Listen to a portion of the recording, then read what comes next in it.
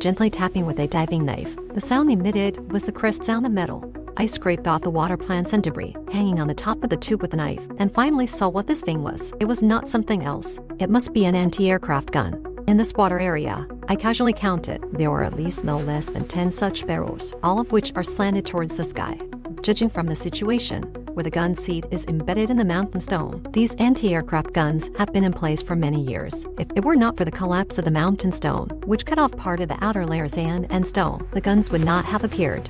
And the time when these barrels were exposed was also just a few months ago. For some unknown reason, a swamp accumulated and floated around the stone mountain, and the guns were so quietly sunk at the bottom of the water. What were they for, defense or attack? Ding and I, of course, do not believe that these guns can still be fired normally after being submerged in water for so many years. No matter what kind of gun it is a mute gun, not scary. It's just whether it's necessary to figure out the deep meaning of these anti-aircraft guns pointing to the sky like this, or what kind of earth-shaking changes have happened underwater which made these guns appear. After circling around the submerged artillery position for a while, Ding and I felt bored. It's been too long, and there are no traces left. It can only be seen that these anti-aircraft guns are definitely Soviet-made weapons, but our country's artillery forces developed rapidly during the Korean War, and many of the equipment used was also Soviet-made weapons. Now, with just a barrel, it's naturally impossible to distinguish who is hiding here.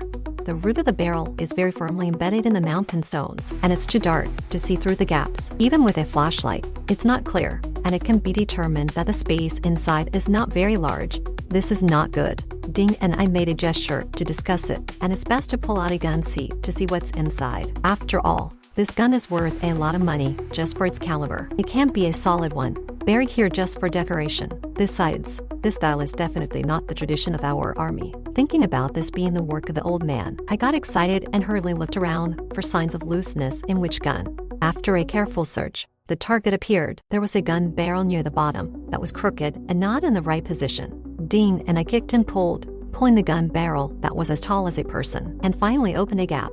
Like a fish, I swam in sideways. There was a lot of silt and floating soil inside, stirring the water quality very turbid. I felt around and finally found some clues.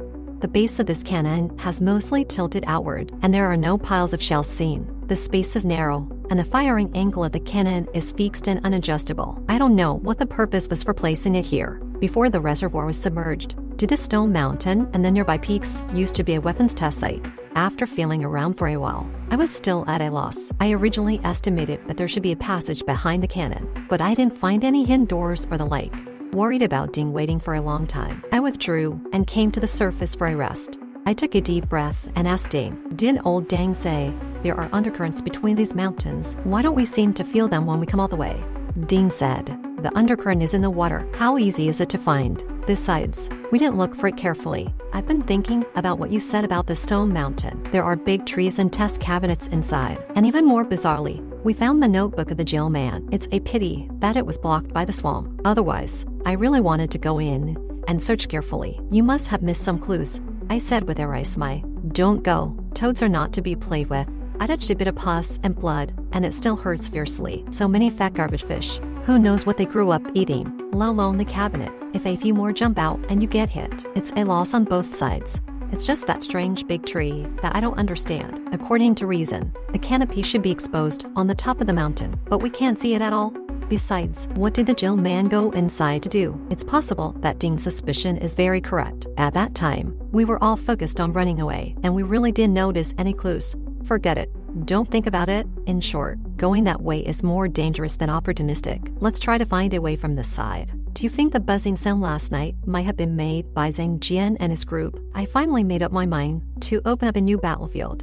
Ding shook his head. Who knows? I'm still thinking about your guess. If the composition in the water is indeed abnormal, it can create an arc surface to reflect sunlight. What would happen? Did you notice that before old Dang and old Gu passed out, they were squatting there looking up at the sky, looking alert and fearful? What are these cannons all aimed at the sky for? Really don't understand. These seemingly disordered clues, when put together, seem to have an internal connection, but we can't figure out what's going on. Din said to me with wide eyes, speechless, so I had to start another topic. Forget it, time is running out. If we wait any longer, I'm afraid the rescue team on the shore will come in. Let's hurry up and go down to have a look.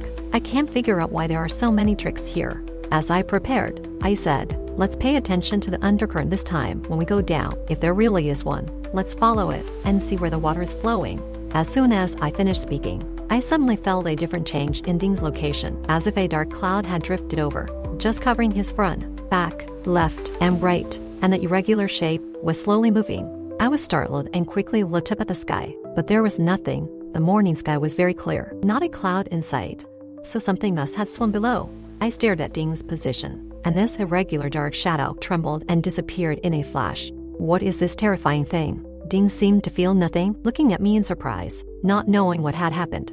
I couldn't figure out what had flashed before my eyes. I couldn't have been hallucinating so early in the morning, could I? I didn't tell Ding about the situation, rubbed my eyes, and said, "It's nothing. Maybe I was hallucinating. It seems a fish swam by. Let's go down." That strange artillery position. Ding and I decided to put it aside for now, and after diving into the water, we floated quietly, capturing any traces of undercurrents in the water. The existence of undercurrents in the water is indeed true. Some are even like a river in the water, with a fast flow rate, and the causes are complex. Some are caused by whirlpools and will disappear in a short time, while others are caused by geological structures, with large undulations in the riverbed causing the water at the bottom to form undercurrents. Since the Xin'anjiang Reservoir area is a karst landform, there were many caves and underground rivers before these mountains and hills were submerged. Various situations, such as solution channels, sinkholes, and vertical shafts could form undercurrents in the water. So I am not surprised that old Deng said there are undercurrents shoveling through this water area. But for the funnels that may be encountered, I am very cautious. Karst funnels are formed by water seeping downward along vertical cracks, constantly washing and expanding, first forming hidden holes in the shallow ground, and then collapsing and finally forming funnels. These funnels are often distributed in series and are connected to underground rivers, which are also signs of the direction of the underground river. The bottom of these vertical cracks is not large, but it is extremely dangerous. The water flows through this vertical crack into the underground river, forming a strong undercurrent, which can be very strong and dangerous if not careful to be sucked in. After floating in the water for a while, Ding and I felt the existence of the undercurrent rather than an undercurrent. It is more like a large whirlpool, with all the surrounding water slowly rotating towards the center. Some reluctant lake water, in the process of slowly rotating and sinking, occasionally spreads around. But the speed of the water flow is extremely slow, and it is difficult to find if you don't pay attention. Ding and I couldn't help but be amazed. If there is really a crack in the center of this water area that can attract so much water to pour in, then there should be a huge drop.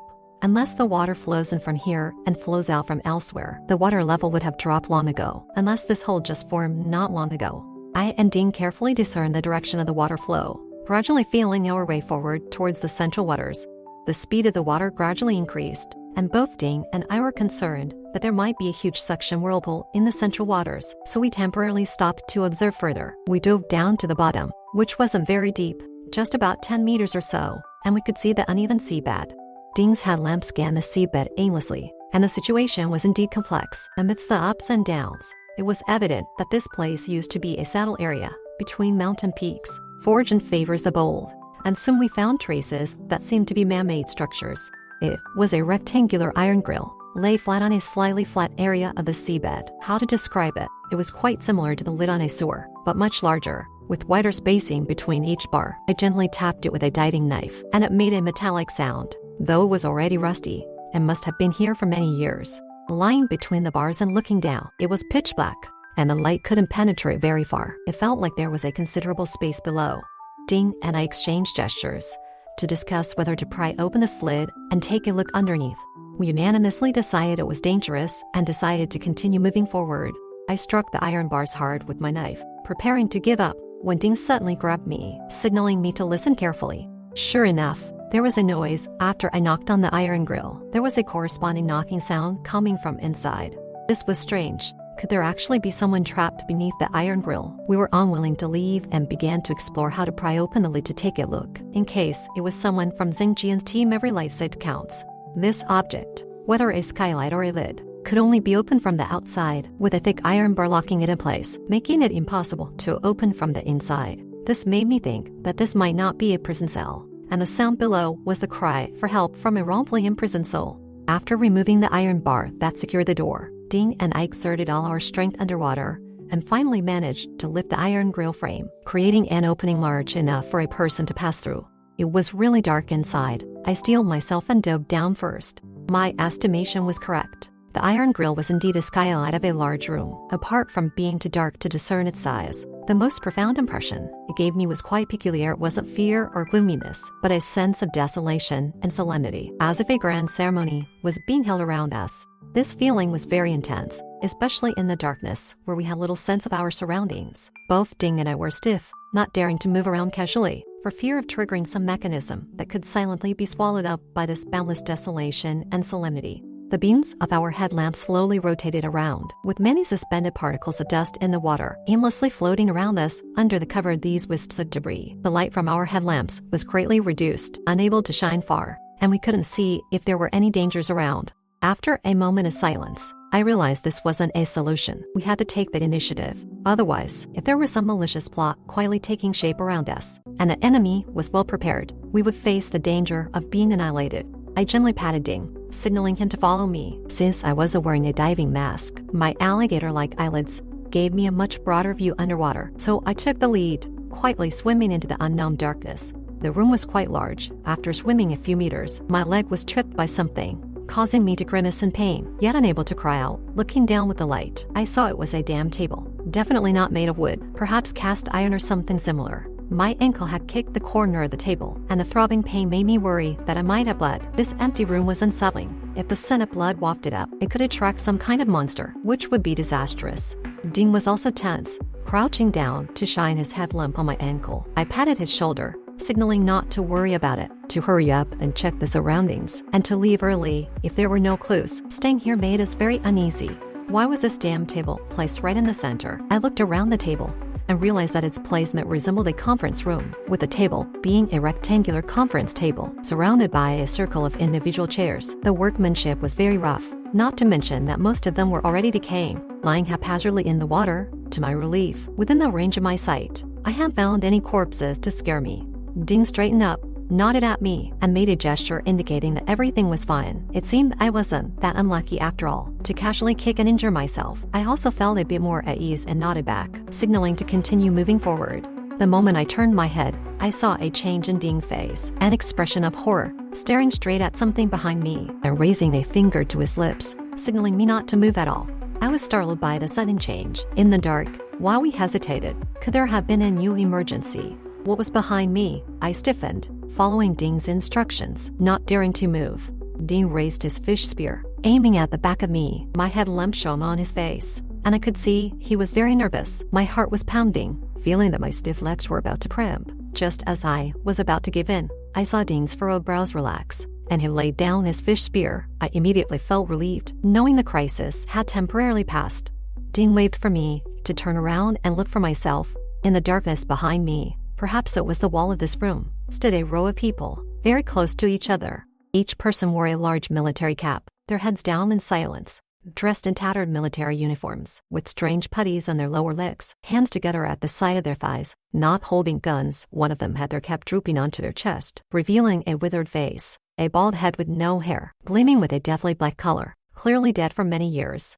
The military uniforms they wore were not familiar to me. I swam a bit closer to take a closer look at the epaulets and shoulder patches, and in my mind, I had a faint feeling that these might be Soviet soldiers. The water temperature became very cold. Ding raised his fish spear and followed me, slowly swimming towards the wall. As we got closer, I finally realized that these soldiers could not possibly be the Russians. The uniforms were very distinct, in the style of the warlord era in old China.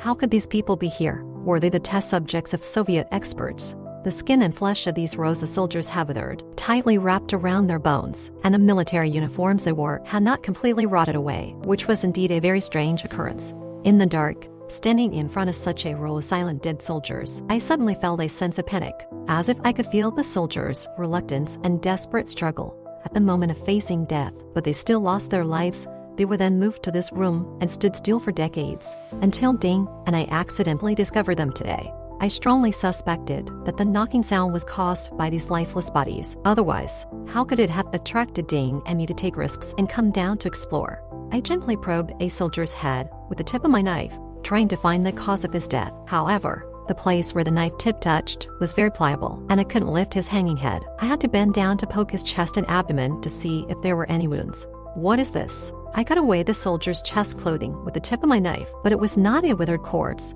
There was a layer of yellow-white, solid substance on the chest surface. The knife tip left a greasy feeling as it scraped, and the traces crumbled and fell into the water, floating and drifting. I carefully picked up a bit of the debris with my fingers. With a little force, the debris deformed slippery. This is corpse wax. Corpse wax is very rare, and I only heard about it when the instructor mentioned underwater environments. When a corpse is long-term, submerged in water or in damp, calcium-rich soil, due to the lack of air, it restricts bacterial reproduction, so the decay is slow. Also, because the body's moisture seeps out, the subcutaneous fat gradually decomposes into fatty acids and glycerol. Glycerol dissolves in water and liushi, and the fatty acid combines with calcium, magnesium, ammonium, and other ions in the water to undergo saponification to form fatty acid salts. Fatty acid salts are like paraffin, insoluble in water, and preserve the corpse. This phenomenon of the corpse is called corpse wax. But how could this thing be preserved for so long? I turned my head full of doubts and called Ding to come and have a look. When I straightened up, I exerted too much force and bumped into the hanging head of the soldier with a bang. It immediately caused a water flow, stirring the surroundings even more turbid. I quickly stepped back a few steps. Being in close contact with a withered corpse in the dark made me very uncomfortable. The headlamp turned inadvertently, and I saw the place where I had cut open the corpse wax, which seemed to be gently wriggling. Could there be aquatic animals living inside? I don't believe in such an evil thing. In my impression, even if the surface has formed corpse wax, the internal organs should have been rotten, and it's impossible for something to be born after so many years. I bent down again and used the tip of the knife to probe this white grease. Someone behind me pulled me, and I knew it was Ding, who couldn't wait any longer. Impatient with why I was so interested in an old corpse, I ignored him, focusing on this piece of corpse wax, and gently stabbed it with the tip of the knife. Puff unexpectedly, the tip of my knife penetrated, and along the crack, several white water lines spurted out. This white water line seems to have a life. Gently touching and feeling around my knife. What is this thing? I pulled out the knife and gently cut the white water line. The crack suddenly shrank and expanded in an instant, with countless heads surging on it. No, something is about to break out. Seeing that the situation was not right, I quickly stepped back. Someone behind me pulled me again. It must be Ding. I was very impatient and stepped back a few more steps. The dim surroundings and turbid water can easily affect my reaction speed. This is the case now. If I had looked back at Ding the first time he pulled me, I wouldn't be in such a passive situation now. Because after I stepped back a few steps, when I turned to look at Ding, I didn't find him floating behind me, which meant that my back was wide open and vulnerable to a dangerous attack at any time. And Ding's headlight was flickering in the distance, and the thing that pulled me from behind was a fleshy thread as thick as a chopstick. I was so frightened that I turned 90 degrees and immediately retreated to the side. On one side is a corpse wax about to erupt, and on the other side is such a perceptive fleshy thread. My head is a bit confused for a while, and I don't know what to do. Both sides are things I have never encountered in the water, which are extremely strange. As the saying goes, there is no such thing as a free lunch, either a thief or a traitor. The situation is obvious. Neither of these is a good thing, making me, the dragon in the water, feel like I'm going to capsize in the ditch for the first time. After standing still for a moment, I saw that the fleshy thread drifted over from elsewhere, gently probing left and right like a tentacle, and had not yet found my location. I looked around urgently, and suddenly saw a filing cabinet standing behind me. Regardless, I grabbed the handle of the filing cabinet and pulled it open with all my strength. The moment I opened the door, I was a bit scared. My eyes have become so strange, which is related to the dark experimental cabinet. Now, I am so reckless when encountering things. In case I get hit again, it would be a crying shame. Fortunately, it's okay. I shook my head and shone the light inside, and it's empty. Thank God. I quickly swam to the soldier's remains, held the shoulder with the tip of the knife, and pulled it over. When I was about to reach the door of the cabinet, I kicked it in with all my strength, kicking the terrifying thing with a chaotic chest into it. After closing the door of the cabinet and locking it, I found that my heartbeat was beating as much as the sound of knocking on the door inside. No matter what is inside, I tell myself that I must never open the door. Curiosity can kill people, and this truth has been tested by me with practice. After temporarily solving this trouble, I immediately worried whether Ding had encountered any trouble. The beam of the headlamp was still flickering in the water over there, as if it were struggling with something. I clenched the knife and carefully avoided the fleshy flesh in the water, quietly moving towards the light of Ding. There was a hole in the corner of the room, dark and gaping. At this time, Ding had already thrown away the fish spear, one hand digging into the wall seam, the other hand holding a sharp knife, desperately stretching his head and legs, using the knife to cut his neck. I took a closer look. and saw that there were several dark red fleshy threads wrapped around his leg. Trying to pull him into the hole, the two sides were struggling, and they were very busy. There was also a long fleshy thread floating in the water, slowly retracting from the direction I swam over. It seems that both of us encountered the same monster. What kind of animal's tentacles are these? I can't figure it out, and the current dangerous situation doesn't allow me to investigate what kind of aquatic animal this is.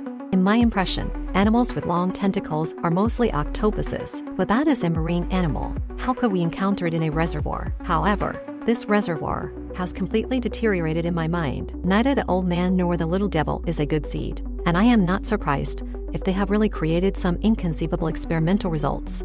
Dealing with this tentacle animal, both Ding and I have undergone strict training, and I am very proficient. Looking around, I'm not in a hurry to save Ding. This guy won't be dragged in for the time being. I slowly swam to the hole and gently waved the knife, occasionally touching his sharp and thin in front, thick behind tentacles.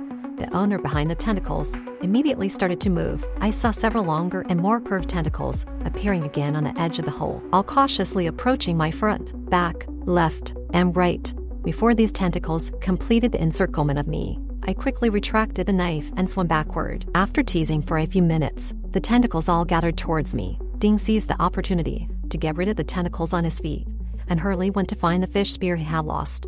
A down-seeing tentacles at the edge of the hole wriggled for a while without catching the slippery me. Finally, a big fish couldn't stand the teasing and crawled out with the tentacles. I immediately swam to the side, ready to fight. I knew during training that fighting with an enemy with tentacles is very difficult. Before I could cut off one of its hands, the other hands could grab me and tie me into a dough twist. So, as soon as I saw the big fish about to crawl out, I immediately calmed down and made a full preparation to defeat the enemy with one knife.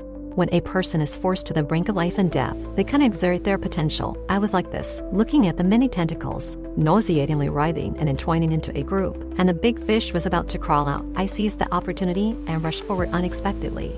This is a peculiar method, always catching the tentacles off guard, because no matter how I dodge, it is not fast enough for these tentacles and the tips of the tentacles to regroup and entangle me. It would take at least 3 seconds. In this short time, I had already seen the position of the big fish, and with a quick and accurate knife, I directly stabbed its heart and cut its motor nerves. As a result, the many tentacles that had already entangled my body suddenly relaxed and fell limply. I calmed down and found that my adventure was quite successful. It was indeed an ugly, strange fish that was not like an octopus, and it drifted up lifelessly. The floating corpse of the strange fish swayed at the broken mouth for a while and gradually drifted away. Looking at its appearance, it was not an octopus, but some kind of relative of the octopus. My eyelids could still show such obvious changes, and if it was really an octopus, I think it would be quite ordinary. At the end of World War II, after the devil was bombed, there were animal mutations. Could it be that similar experiments have been conducted here? Thinking that I might have been exposed to some radiation, I felt a bit chilly.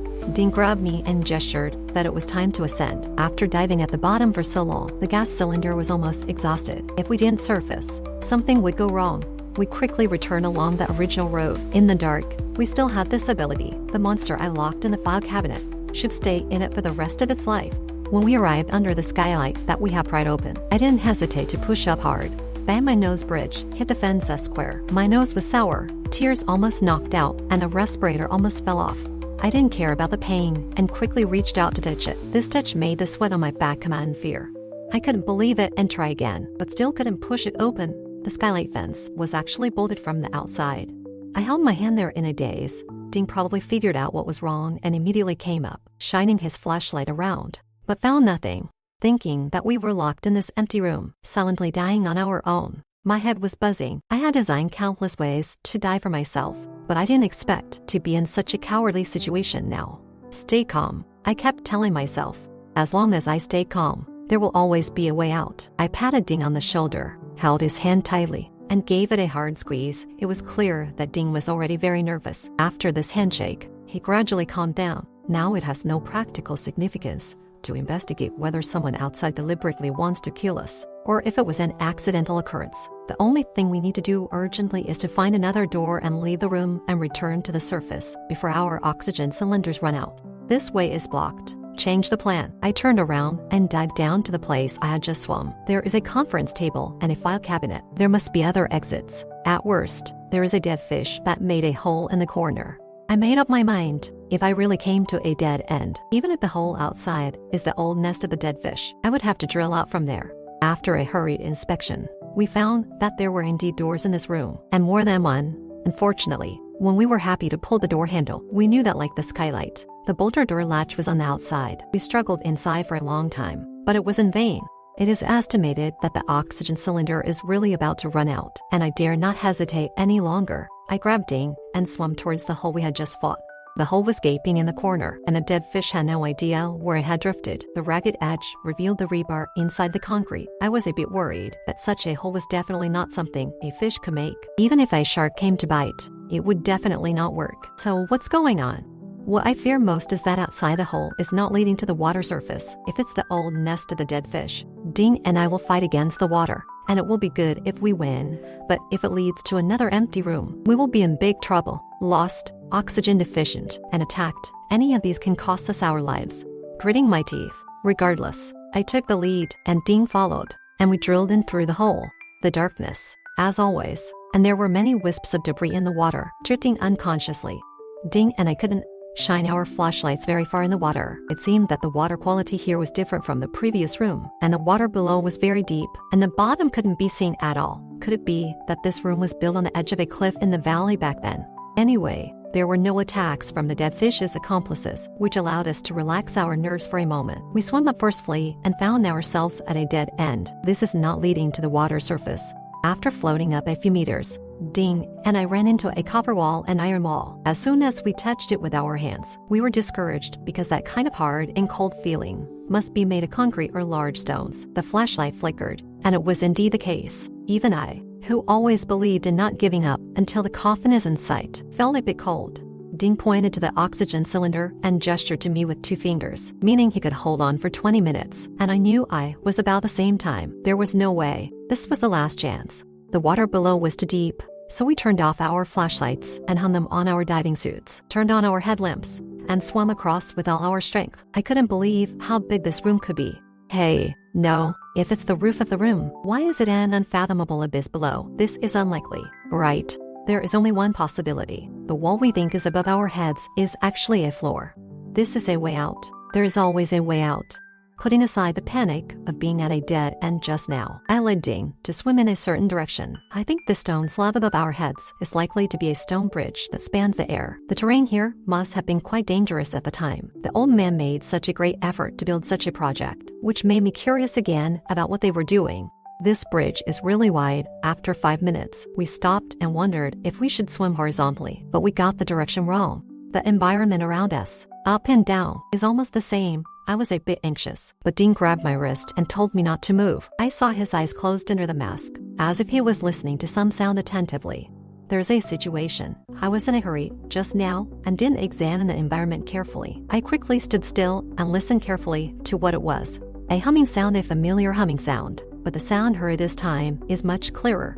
Strangely, the sound is not above our heads or around us, but obviously in the abyss under our feet. I opened my eyes and looked in the direction of the sound. Yes, my changed eyes played a role this time. I saw something that Ding didn't see. Far below, I saw a beam of light. Shall I rise or dive? I really want to go down and see what this light is coming from. My intuition tells me that it is the light from an underwater searchlight, and it is likely to be a military product. Although it has weakened a lot, it is still persistently shining, but our oxygen is really not abundant enough. Diving to such a deep place may not be possible to return. I was indecisive, patted Ding, and asked him to wait for me here. When he saw my flashlight signal, he would come down. I gritted my teeth and dived down quickly. The light became more and more obvious. I guessed it right. It was indeed a searchlight, lying flat on a protruding rock between the cliffs. Whose is this? It has not completely run out of battery, and the time must not have been too long.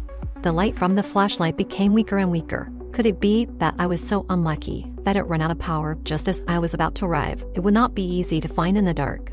After sprinting a few more meters, at the moment when the flashlight was about to go out, I grabbed the flashlight in the palm of my hand and couldn't help but secretly want to laugh. Not for anything else, but because next to the flashlight, there was something I needed most now: an oxygen bottle. I dropped the flashlight that wouldn't light up, picked up the oxygen bottle. And fortunately, the feeling when I picked it up didn't seem like it was discarded after being used up, and the valve was still closed. I flashed my flashlight a few times to call Ding down. because behind this oxygen bottle, there was actually a cave on the rock wall with a big mouth open. Ding hadn't come down yet, and I carefully observed what other clues there were around the oxygen bottle, thinking nervously about who had thrown it here. Were those two officers chasing the fugitive Zhen Jian's gang, or a third force hiding in the dark, or the Jill person who had already died? It's possible to think about it. The shape of the stone cave is small at the mouth and big at the belly. From my perspective, I estimate that it is very deep inside, extending obliquely into the dark, and I can't see how far it is. I tried to explore half of my body into it, and I flashed my flashlight around. New clues appeared.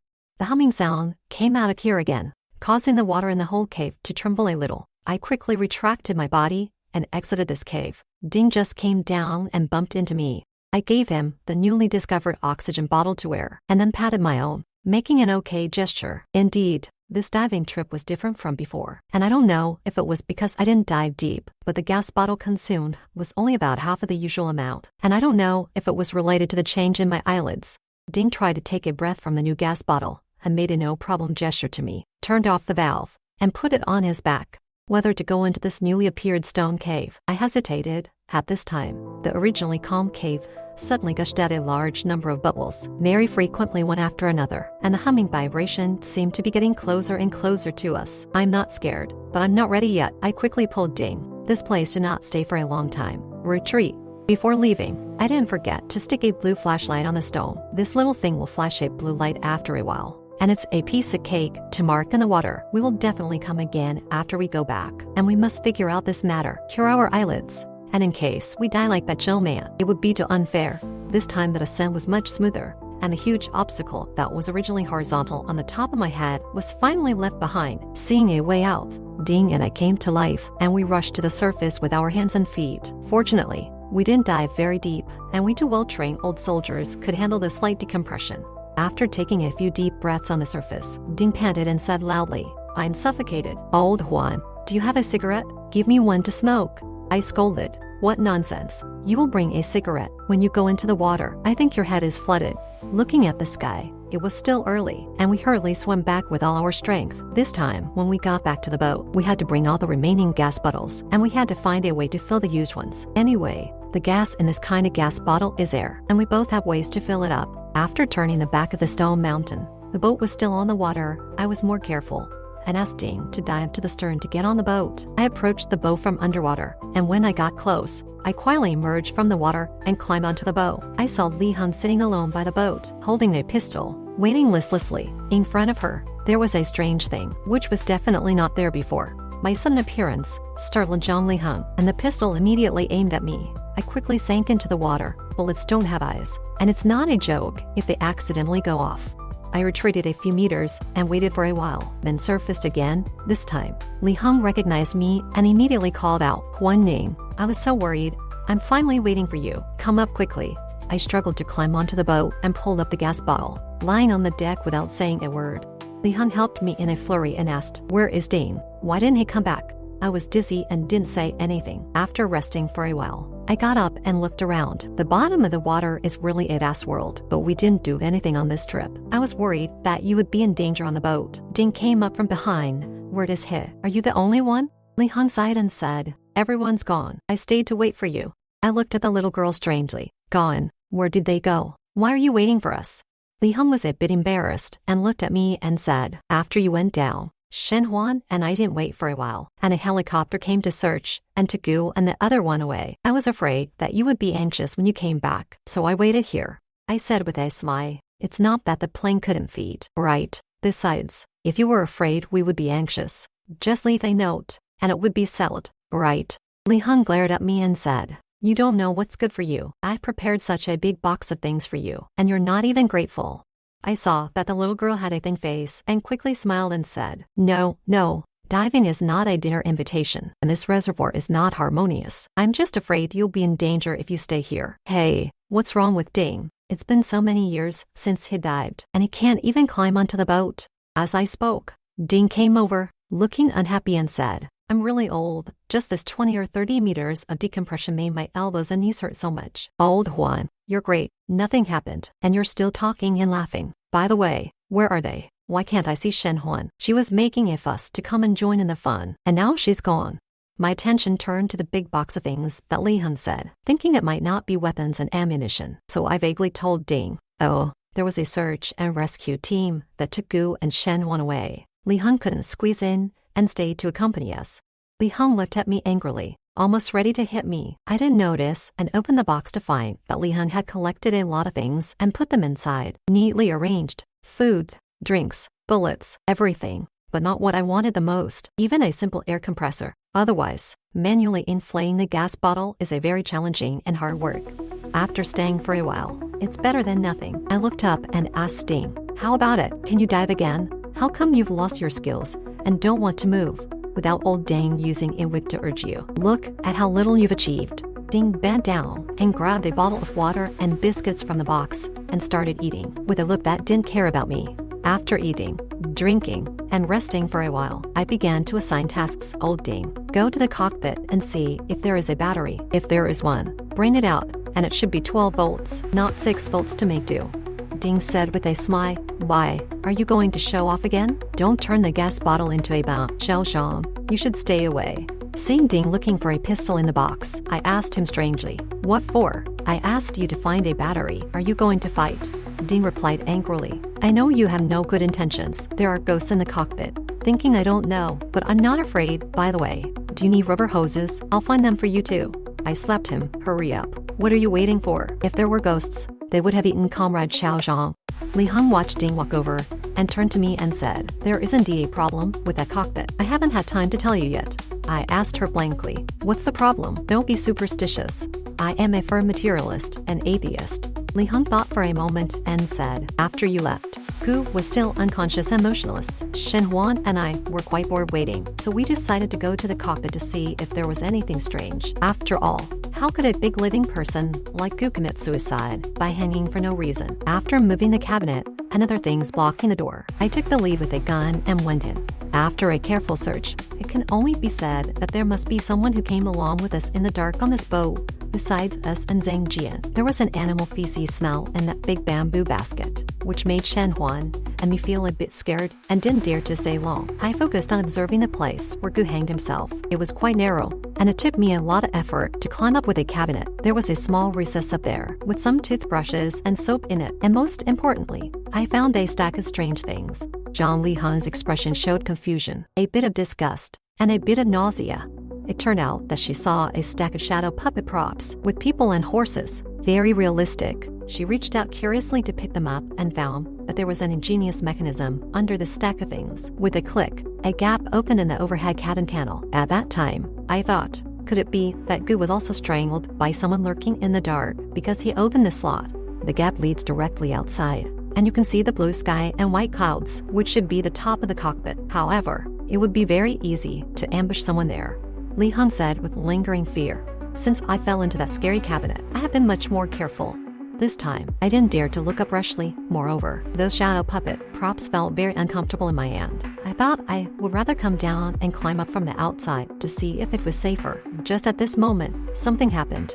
Li Heng took a sip of water and continued. At that time, I was about to come down, and a stack of leather figures and horses in my hand were very strange, squirming in my palm. I thought I had looked carefully. It had trapped some little bugs in between, so I put the things on the small grid and gently shook them. Unexpectedly, the top leather figure, like it was alive, suddenly flew out of the gap in the top of the head, which really scared me, and I fell down. I immediately thought of the strange scene I had seen when I was lying on the skylight and felt a bit scared. Maybe there was someone behind me with ulterior motives at the time. I asked anxiously, "What happened next? Did you climb up to the top of the cabin to have a look? Are the remaining leather figures and horses still there?"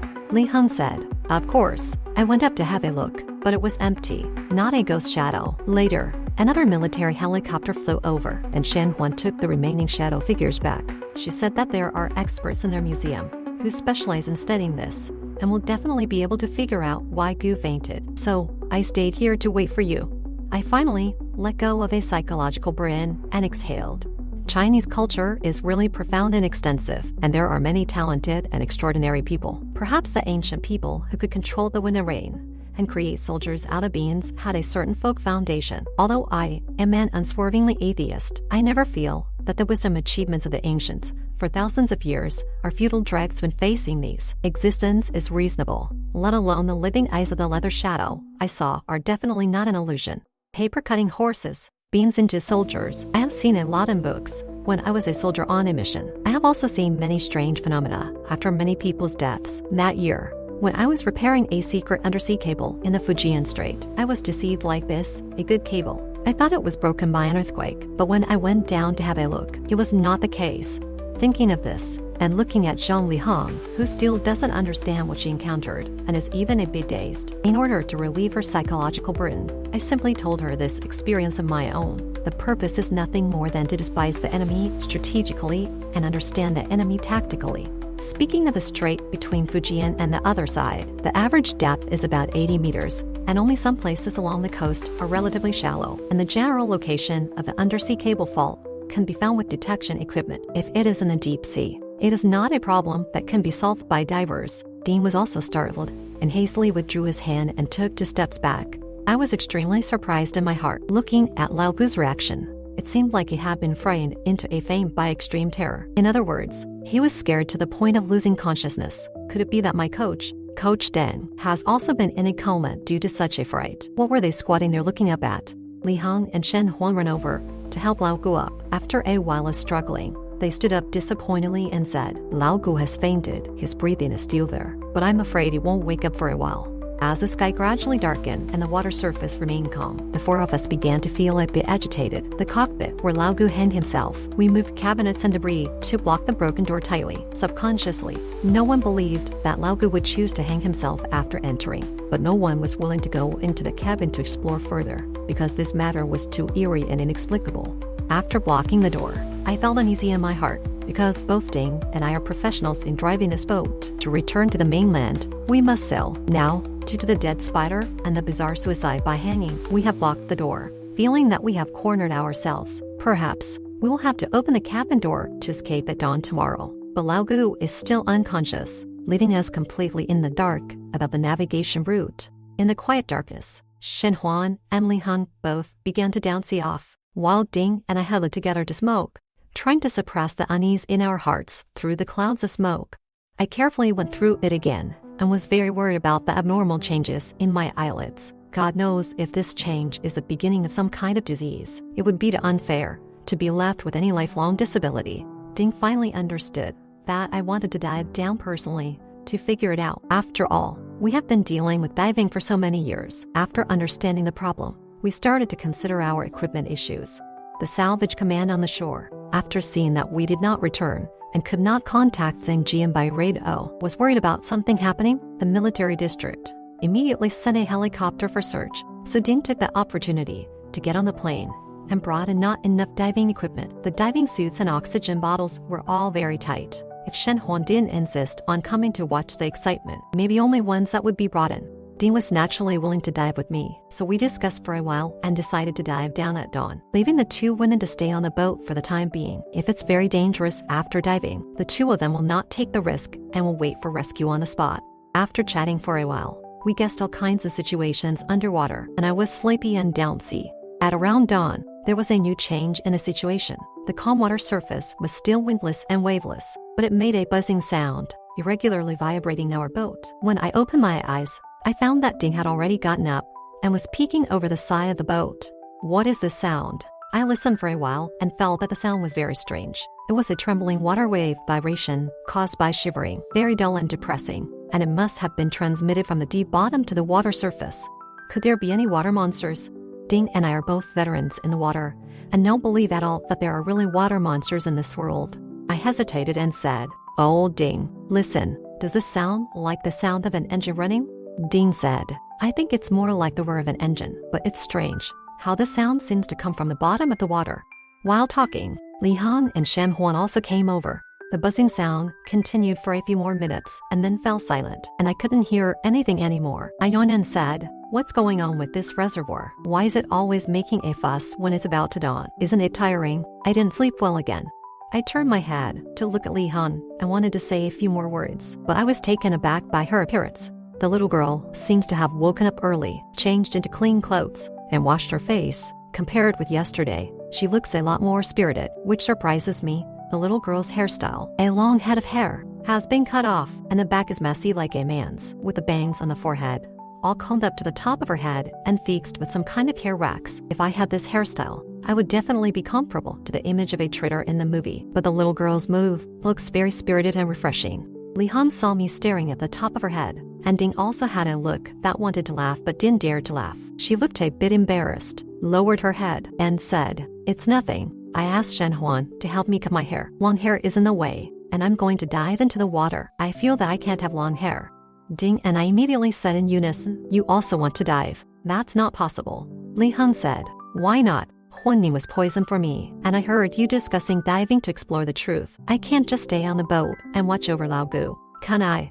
I quickly defended myself. "I'm not poison at all. It's just a wild guess. Ding and I were just discussing it. Anyway, today we're just waiting for the rescue. It just happens that he has some equipment, and it's a pity to waste it. We'll go down and take a look. If something's wrong, we'll come back immediately. We don't have the ability to explore the truth. The gas cylinder is not very sufficient either. Besides, diving must be done after professional training. Otherwise, you're not helping. You're causing trouble." Li Han smiled confidently. "You don't have to dive. I think you should also consider the stone mountain. Why dive into the water instead of climbing the mountain?" Seng Jian and his group have been gone for a day and a night and hadn't come back.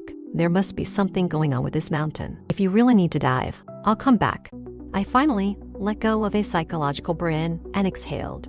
Chinese culture is really profound and extensive, and there are many talented and extraordinary people. Perhaps the ancient people who could control the wind and rain and create soldiers out of beans had a certain folk foundation. Although I am an unswervingly atheist, I never feel that the wisdom achievements of the ancients for thousands of years are futile dregs when facing these. Existence is reasonable, let alone the living eyes of the leather shadow I saw are definitely not an illusion. Paper cutting horses, beans into soldiers. I have seen a lot in books when I was a soldier on a mission. I have also seen many strange phenomena after many people's deaths. That year, when I was repairing a secret undersea cable in the Fujian Strait, I was deceived like this, a good cable. I thought it was broken by an earthquake, but when I went down to have a look, it was not the case. Thinking of this, and looking at Li Han, who still doesn't understand what she encountered and is even a bit dazed, in order to relieve her psychological burden, I simply told her this experience of my own. The purpose is nothing more than to despise the enemy strategically and understand the enemy tactically. Speaking of the strait between Fujian and the other side, the average depth is about 80 meters, and only some places along the coast are relatively shallow, and the general location of the undersea cable fault can be found with detection equipment. If it is in the deep sea, it is not a problem that can be solved by divers. Although it was in shallow waters, we didn't have any high-tech equipment to detect where the damage was. When it broke, we simply replaced it with a new one. I didn't take it seriously at the time and pulled a long section of the cable onto the boat in one go, handing it over to the technicians to work on. After connecting the new cable, I prepared to go back underwater to use a high-pressure water jet to flush out a trench in the seabed and place the repaired cable in it. It was during this tedious process of trenching that I discovered a new problem. The cable was military grade and not very long in total length. As I used the high-pressure water jet to follow the previous traces and wash downwards, I noticed that the bottom of this trench actually had a split mark bulging on both sides, faintly revealing a slender white spine. After washing for a while longer, I felt that things were not that simple. I gently pressed it with my finger, and it was soft. I wondered if it could be a fish. My curiosity was immediately aroused. I put the cable aside for the time being and carefully examined the direction of the white spine until I saw a thin iron chain. Cutting open the lower part of the chain with my knife, I unexpectedly pulled out a pot. It was indeed a pot, although it had been corroded by the seawater and looked terrible, but it was definitely a calm and steaming pot. Upon opening the pot, aside from mud and sand, there was a large stone inside. I thought to myself, who on earth would be so bored, sinking a pot in the ocean and stuffing a large stone inside? At that time, the struggle between enemies and us was still very tense. The first thought that came to my mind was that an enemy had tampered with it, stealing our military secrets. The stone might contain high-tech devices from the enemy's spies, and I must report this matter urgently. I hastily laid the cable again and took the pot to the surface. Unexpectedly, as soon as I lifted it, the bottom of the pot fell off, probably because it had been soaked in seawater for too long, and a large stone also fell down. I searched for a long time on the seabed but couldn't find it. Feeling a bit disheartened, I thought about giving up. I was about to give up when I unexpectedly found that stone again. Only this time, the stone had cracked into two halves. I picked it up and looked, and I exclaimed, "Oh my God, there's a monster." My hand trembled and I threw the stone away. A tiny figure and a small cat floated in the water, both made from some kind of leather that had been soaked in the water for many years, but was still lifelike. As soon as they came out of the stone, they quickly inflated like balloons and then, with a puff, rotted into a pile of debris, scattering in the seawater and disappearing. Only two small, dark locks were left. I grabbed the locks and immediately swam to the surface as if escaping from my life. This was too strange and didn't make sense. When I got back to the shore, I didn't dare to report this matter. During my home leave, I took the two locks back to my hometown to ask what was going on. An old man who was a fortune teller told me that I had encountered a very ancient Taoist technique, the Five Ghosts Steaming Cat. This Taoist technique is very vicious. It involves steaming a doll, carved with a person's birth date, and a live cat together in a pot. After the cat is steamed to death, the pot is buried in the most inconspicuous place. It is said that this can transfer the soul of the person, corresponding to the doll, onto the steamed cat, forever guarded by the fierce cat and suffering in the netherworld. Moreover, during the steaming cat ceremony, the leather doll would plead pitifully as if it were alive. However, the specific way to make the doll and how to perform the ceremony have long been lost. No one would do this unless there was a deep-seated grudge, because it would also cost the life of the person performing the spell. I broke the stone, which actually broke the spell and saved the victim, allowing him to break free from the curse earlier. So the old man chased me to give him money, saying that he needed to perform a ritual to resolve the resentment of the person who performed the spell. Let's just listen to these things. It's not necessarily accurate. Those mountain wild priests would like to make themselves more mysterious. So I immediately refused the old man's request, not allowing him to perform a ritual to eliminate the disaster for me. And I threw the two locks into the sewer and never thought about this matter again. From the current situation that we have both seen, these moving shadows are probably related to the dolls I have encountered, at least in terms of production. There are many similarities, so don't be afraid. Just treat it as a show. If we provoke it, we will provoke it. We are upright and not afraid of ghosts knocking on the door in the middle of the night. Li Hung listened to my story in a daze, and it took a long time to come back to her senses. I sighed and said, "What I said has had a huge impact on your view of life and the world, right? Alas, I don't mean anything else. In the final analysis, it means that these things are very normal. With me here, you don't have to be afraid of anything. When Ding comes later, we will fill the gas bottles and go again. You just wait for the next group of rescuers." Li Hung said, "You two are going again. I dare not wait on the boat anymore. I have to go with you. Didn't you say with you around, there's nothing to be afraid of? I can also dive and will not slow you down." I was a bit anxious. There were so many strange things underwater, and I couldn't be sure if something unexpected happened. It would be a heavy burden of guilt. Moreover, when Ding and I entered that house, the skylight was strangely locked from the inside. This was definitely not a good sign. It's not a matter of how good we are at diving. The enemy is in the dark and we are in the light. If we bring a female officers with us, aren't Ding and I looking for trouble? I nervously approached Li Hung and was about to make up a story to scare her when Ding came over, carrying a car battery and a rubber hose. Seeing Li Hung and me standing so close, he smirked and said in a strange tone, "Oh, Ding, you're really busy. Instead of hurrying up with your gas bottle, are we going to spend another night on this boat?" I looked at the sky, and it was not yet noon. Seeing that Li Hung was uneasy because of my sudden closeness, I felt pleased and thought it was promising. I took the things Ding brought and whispered to him, "The girl wants to dive with us. What should we do?" Ding was taken aback. "Haha, oh Ding, you really have a way in just a short while. You've persuaded her with your eloquence. Not bad. Really not bad. I don't have your ability. I admire you. I really admire you." I was so angry that I scolded him. "What are you thinking? Is this a sightseeing tour? We can't fight unprepared battles. The soldiers and civilians are the foundation of victory. If we don't stop her, I'm afraid something unexpected will happen. Don't talk nonsense with me. You have to be careful not to stand on the wrong side later." Ding lowered his voice and said, "What are you afraid of? With the two of us, we can come and go freely underwater. If you happen to save the beauty a few times, your lifelong event will be settled. Listen to me. Take the girl with you and show her your skills, and you'll surely succeed. This girl is very good, and I think she has a bit of interest in you too."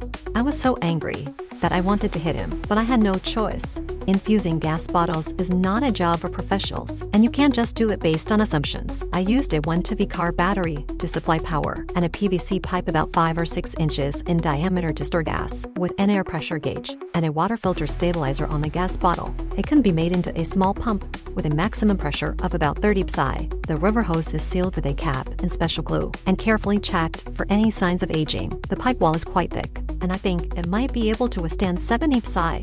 After they stepped back, it took me more than half an hour to fill these 3 gas bottles, and then it was time to eat in a hurry. Take it with us. I indeed had a lot of thoughts about what Ding said, and I was itching in my heart.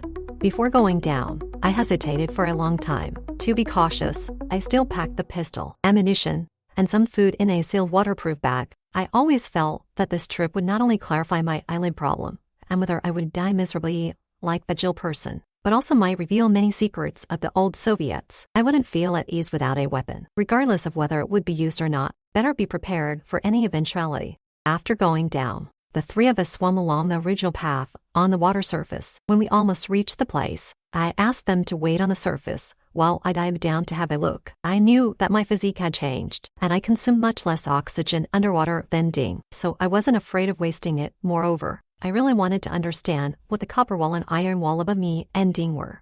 I didn't dive very deep before I understood. The empty house that Ding and I dived into the first time was indeed built on the cliff. Right at the door of the house, a wide iron cable bridge was built, connecting to the cliff on the other side. There were many hard plastic boards laid under the iron cable bridge. After Ding and I crawled out of the hole in the corner of the empty house, we floated up and just hit the bottom of the iron cable bridge. In the water, we couldn't distinguish the direction and swam towards the other side of the bridge. By the time we finally surfaced, we had already bypassed the iron cable bridge, but the distance was not very far.